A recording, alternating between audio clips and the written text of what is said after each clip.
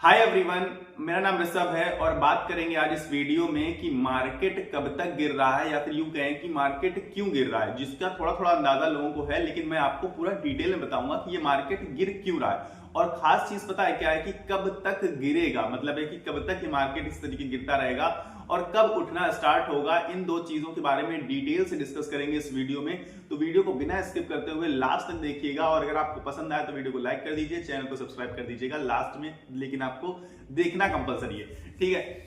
तो मार्केट कब तक गिरेगा ये सबसे बड़ा सवाल हो गया है अब इस समय का। हाँ, क्योंकि लगातार मार्केट गिर रही है, एक दिन गिरता, दो दिन गिरता तो मार्केट लगता ठीक है आगे चल के फिर से रिकवर कर जाता, पर मार्केट लगातार गिर रहा है और अभी भी लोग ये डिसाइड नहीं कर पा रहे हैं कि ये मार्केट क्रैश है या फिर मार्केट करेक्शन दिखा रहा है। आप कहेंगे कि हमें तो मार्केट क्रैश लग रहा है, पर मैं आपसे कहूंगा कि मार्केट क्रैश का मतलब होता क्या है। क्रैश में 5-5, 10-10% एक एक दिन में पूरा का पूरा इंडेक्स साफ हो जाता है, यानी कि निफ्टी 50 5-5, 10-10% से गिरता, पर मार्केट गिर रहा है। हाँ, 10% से ज्यादा गिर चुका है मार्केट ऑलरेडी, अगर अपने आप ऑल टाइम हाई से देखेंगे। लेकिन गिरावट किस तरह की हुई है ये आपने नोटिस किया। गिरावट हुई है थोड़ी थोड़ी करके, धीमे धीमे, 1-1, 1.5% से मार्केट गिर रहा है, पर निरंतर गिर रहा है, कॉन्टिन्यू गिरावट दिखा रहा है, जिसकी वजह से सारे के सारे इन्वेस्टर्स परेशान है। अब परेशानी की बात क्या है कि हमें इंडेक्स से खास मतलब नहीं रहता, ठीक है। मतलब हम म्यूचुअल फंड इन्वेस्टर्स क्या होते हैं, वो तो इंडेक्स फंड में चलिए इन्वेस्ट करते हैं, पर उन्हें क्या है, वो तो लॉन्ग टर्म में देख रहे हैं। पर जो स्टॉक्स स्पेसिफिक इन्वेस्टर्स हैं, हमने तो स्टॉक्स बाय कर रखे हैं, तो अब हम करें क्या, क्योंकि स्टॉक्स जितना ज्यादा इंडेक्स गिरता है, मतलब आप देखेंगे निफ्टी 50 गिर रहा है 1%, 1.5%, और स्टॉक्स वहीं पर गिर रहे हैं 3-3, 4-4% पर डे का हिसाब किताब यही लग रहा है। तो अब लगातार इस हो रही गिरावट में बहुत सारे लोगों के मन में सिर्फ एक सवाल आता है कि अपना सब कुछ बेच दें। हाँ, जितने स्टॉक्स हैं हमारे पास, जितने नंबर ऑफ शेयर्स हैं, सब कुछ बेच के निकल जाए और भारी गिरावट हो जाएगी, तब जाकर खरीद लेंगे। पर इस बात की कोई गारंटी नहीं है कि और भारी गिरावट होगी या फिर ये मार्केट यहीं से बाउंस बैक दिखाएगा। और अगर उसने जिस पॉइंट ऑफ टाइम में आपने बेचा वहीं से मार्केट ने बाउंस बैक दिखा दिया तो आपका भारी लॉस हो सकता है। तो आप कहेंगे कि आप कहना चाहते हैं कि हम लोग होल्ड करके रखें या फिर और खरीद लें इस गिरावट में। और खरीदने का तो सवाल ही नहीं उठता इस समय। और होल्ड आप उन स्टॉक्स को बिल्कुल कर सकते हैं जो बहुत ही बेहतर फंडामेंटल्स की हैं और बहुत ही बढ़िया कंपनी है, यानी कि मोस्टली आप पिक करिएगा टॉप 100 कंपनीज में से आप पूरी की पूरी शेयर मार्केट में, तो आप सेफ साइड रहेंगे। क्योंकि गिरावट होगी तो उनमें गिरावट आपको दिखेगी, लेकिन जब मार्केट रिकवरी दिखाएगा तो सबसे ज्यादा रिकवरी वही दिखाएंगे, क्योंकि वो सबसे ज्यादा स्ट्रॉन्ग फंडामेंटल्स वाले हैं। उनमें पैसा डूबने का, कंपनी के बंद होने के ये सारे चांसेस कम हो जाते हैं। तो मार्केट गिरावट दिखा रहा है। अब मार्केट गिरावट क्यों दिखा रहा है बात करते हैं।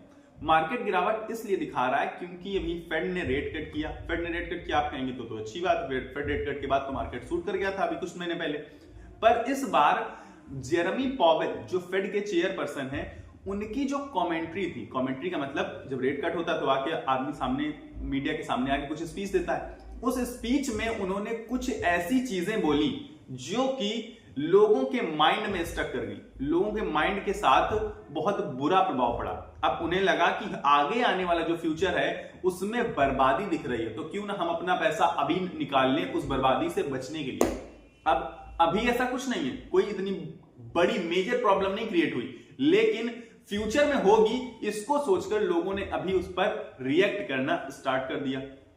अब आप कहेंगे ये तो बहुत गलत बात है, लेकिन मार्केट हमारा ऐसे ही वर्क करता है। आपको पता है, जैसे किसी कंपनी को कोई ऑर्डर मिलेगा तो ऑर्डर जब वो कंप्लीट कर लेगी तब उसमें रैली नहीं आएगी। जैसे ही ऑर्डर मिलता है, न्यूज आती है, तुरंत वो कंपनी रैली दिखा देती है। बस वही हुआ। जेरेमी पॉवेल जी ने कहा कि महंगाई और बेरोजगारी दोनों ऑलमोस्ट अनकंट्रोलेबल हैं, मतलब कंट्रोल नहीं की जा पा रही हैं और उम्मीद भी नहीं है कि बहुत बेहतर तरीके से इन्हें कंट्रोल किया जा सकता है आगे आने वाले समय में। तो क्या होगा, महंगाई और बेरोजगारी की वजह से आपको पता है एक बार रिसेशन आया और बहुत भारी मार्केट 70-80% से क्रैश किया। तब मैं तो नहीं था मार्केट में, तब मैं इन्वेस्टर नहीं था, लेकिन मैंने मार्केट को एनालाइज किया तो उठा के देखा। अब वही खतरा वापस से दोबारा लोगों को लग रहा है। और लग क्यों रहा है, आप बहुत गौर करिएगा कि जेरेमी पॉवेल की बात अपनी जगह बहुत अच्छी लगी, बहुत सही सटीक महसूस हुई, क्योंकि अभी कुछ दिन पहले, 2 से 3 दिन पहले, न्यूजीलैंड की जो अर्थव्यवस्था है, इकोनॉमी में आप रिसेशन का खतरा बहुत बुरी तरीके से देख सकते हैं। 1 से 1.5% से उनकी जीडीपी क्रैश कर गई, और जीडीपी में 1 से 1.5% का क्रैश आना मतलब बहुत भारी क्रैश होता है। तो न्यूजीलैंड की अर्थव्यवस्था ऑलमोस्ट डगमगा सी गई है और आप समझ सकते हैं कि अगर ऐसा हुआ तो कितना बड़ा प्रभाव, क्योंकि सिर्फ न्यूजीलैंड की बात नहीं है यहाँ पर बात ओवरऑल ग्लोबल वर्ल्ड की है, क्योंकि हम सबकी भी अर्थव्यवस्था इतनी बेहतर महसूस नहीं हो रही है। अब लगातार बेरोजगारी बढ़ेगी तो लगातार महंगाई भी बढ़ती रहेगी, आपको पता है, और बेरोजगारी के लिए रोजगार देना पड़ेगा, और रोजगार देना कोई आम बात नहीं है। यहाँ कोई ये नहीं है कि 2 रोटी बांटने जा रहे हैं, खाना देना आसान है लोगों को, लेकिन रोजगार देना बहुत ज्यादा टफ है, वो भी ऐसी कंट्री में जहां पर जनसंख्या बहुत बड़ी हो। अब हमारे देश में भी ये खतरा लगातार बना हुआ है, क्योंकि बेरोजगारी हमारे देश में अगर आप ग्राउंड लेवल पर आएंगे तो पाएंगे कि जितना ज्यादा पेपर में है उससे बहुत ज्यादा ग्राउंड लेवल पर है। अब बड़ी समस्याएं क्रिएट हुई और जेरेमी पॉवेल जी की कमेंट्री के बाद से और बड़ी समस्याएं क्रिएट होगी। ठीक, आप कहेंगे कि हमारे देश में बेरोजगारी बहुत पहले से है, तब क्यों नहीं गिरावट आई? हाँ, मैं आपको बताता हूं, क्योंकि जेरेमी पॉवेल जी ने ये बात बोली नहीं कि जो रिसेशन आने वाला है, या फिर ये कह सकते हैं कि महंगाई और बेरोजगारी से बहुत बड़ा रिस्क है। अब और रिस्क हुआ तो हमने नहीं बेचा, इंडियन इन्वेस्टर्स तो बहुत कम बेच पा रहे हैं। अब बेचना किसने शुरू किया? क्योंकि गिरावट का कारण, वो कमेंट्री तो गिरावट का कारण था, लेकिन अगर कोई अपने शेयर्स बेचेगा ही नहीं तो गिरावट कैसे आएगी? क्योंकि जब सेलिंग होती है, जब सेलिंग प्रेशर बनता है तो मार्केट गिरता है हमारा, ये हम सब जानते हैं। पर बेचना स्टार्ट कर दिया एफआईआईज ने, फॉरेन इन्वेस्टर्स ने बेचना स्टार्ट किया, जो विदेशी इन्वेस्टर है, यूएसए के हो गए, न्यूजीलैंड या कहीं के भी, मान लीजिए आप जापान वगैरह के। तो जब विदेशी इन्वेस्टर्स ने अपना माल बेचना स्टार्ट कर दिया, और बेचा नहीं, बहुत बुरी तरह से बेचा, 10-10 हजार करोड़ की सेलिंग हो रही है पर डे। अब आप समझ लीजिए तो मार्केट तो गिरेगा ही गिरेगा, पर इसको क्रैश की तरह नहीं ले सकते हम लोग, क्योंकि क्रैश आने की संभावना अभी हाल फिलहाल उतनी मजबूत नहीं दिख रही कि क्रैश ही आ जाएगा। ठीक, पर गिरावट धीरे धीरे करके और हो सकती है, इस बात का अनुमान लगाया जा रहा है अभी हाल फिलहाल। तो अब एफआईआईज कर रहे हैं सेलिंग। अब रिटेल इन्वेस्टर खुद भी बहुत परेशान है बेचारा। रिटेल इन्वेस्टर क्यों परेशान है? उसने ले रखा था टाटा मोटर्स 1100 में, रिलायंस ले रखा था 3000 पे, अब वो आके खड़े हो गए बहुत नीचे, करीब 30% नीचे दिखा रहा है। अब वो भी बेचारे परेशान है, वो कह रहे हैं कि हम कितना एवरेज करें, कितना बाई करें। तो और वैसे भी रिटेल इन्वेस्टर्स को तो ऐसी मार्केट में मैंने हमेशा कहा है कि अवॉइड करना चाहिए, ना बाई ना सेल ना होल्ड, मतलब सॉरी होल्ड तो करना चाहिए। ठीक, अगर अच्छे शेयर्स हैं तो बाई और सेल का तो सोचना ही नहीं चाहिए हमें कि हमें कुछ नया बाई करना है, क्योंकि पता नहीं मार्केट कहां तक जाएगा, और सेलिंग का भी नहीं सोचना चाहिए क्योंकि पता नहीं मार्केट कब से बाउंस बैक दिखा जाएगा। तो एक चीज हमें समझ में आ गई कि जेरेमी पॉवेल जी की कमेंट्री और ये रिसेशन का खतरा, बेरोजगारी बढ़ती हुई और महंगाई बढ़ती हुई, इसकी वजह से कुछ प्रॉब्लम आई, जिसकी वजह से एफआईआईज ने, फॉरेन इन्वेस्टर्स ने सेलिंग करी, भारी मात्रा में सेलिंग करी, और मार्केट लगातार धीरे धीरे करके पर डे नीचे जाता जा रहा है। अब ये मार्केट कब तक नीचे जाएगा, यानी कि कब मार्केट ऊपर उठना स्टार्ट होगा, इसका एक सिंपल सा जवाब दूं अगर मैं आपको, तो जब ग्लोबल वर्ल्ड में सिचुएशन सही हो जाएगी। अब ये एकदम नॉर्मल बात लगेगी आपको सुनने में कि ग्लोबल वर्ल्ड में सिचुएशन सही होगी, मार्केट उठना स्टार्ट कर देगा। ठीक, पर ये चीज हो पाना बहुत मुश्किल है, क्योंकि आप अपने ग्लोबल वर्ल्ड में देखेंगे तो बहुत हालत वैसे ही खराब है, वॉर चलती रहती है, रिसेशन का खतरा आ रहा है कहीं कहीं देशों में। तो इन सिचुएशंस को हैंडल कर पाना, टैकल कर पाना काफी ज्यादा टफ है, लेकिन होंगी, धीरे धीरे करके वो टैकल होंगी, धीरे धीरे करके उनको सॉल्व किया जाएगा, तब मार्केट ऊपर होना स्टार्ट करेगा। पर गिरावट कब आएगी? ऊपर चलो बढ़ जाएगा तब, पर गिरावट कब तक बनी रहेगी? क्योंकि एक समय बाद गिरावट तो रुकनी चाहिए ना, भले मार्केट ऊपर ना जाए पर नीचे भी तो ना जाए।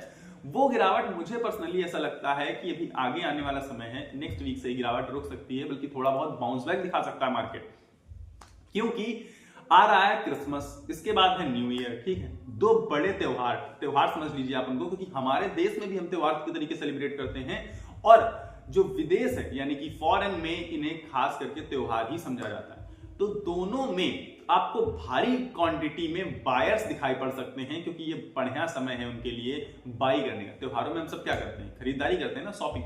तो शॉपिंग करने का बेहतर समय हो सकता है। उसका एक और रीजन है कि मार्केट में काफी सारे जो स्टॉक्स हैं वो बहुत बेहतर वैल्यूएशन पर बहुत नीचे मिलने लगे हैं ऑलरेडी, और मिलने लगेंगे जब और गिरावट होगी। तो अब किया क्या जा सकता है?